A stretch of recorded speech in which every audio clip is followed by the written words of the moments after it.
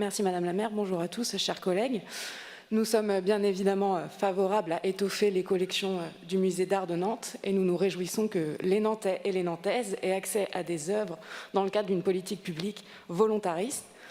Nous sommes fiers aussi d'avoir été une ville qui a organisé récemment les Journées du matrimoine. Nous regrettons en revanche que seuls des artistes les acquisitions qui nous sont soumises aujourd'hui.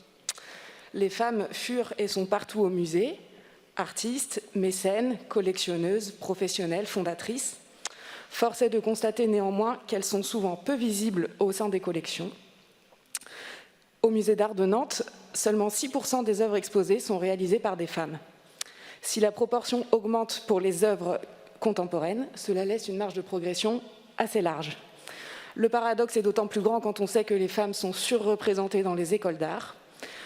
Nous ne pouvons donc ignorer le caractère éminemment politique de cette absence des femmes dans l'histoire de l'art.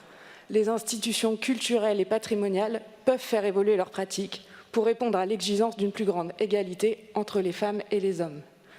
Quelle est la place des femmes au musée? Comment les femmes sont-elles représentées dans l'art? Quelle politique d'acquisition adopter pour enrichir les collections vers une représentation plus juste? Quels sont les présupposés qu'il nous faut déconstruire pour attester cette présence des femmes dans l'histoire de l'art et les musées? Le musée est-il fidèle à son mandat émancipateur et éducatif? C'est à toutes ces questions que nous devons répondre collectivement en posant des actes concrets.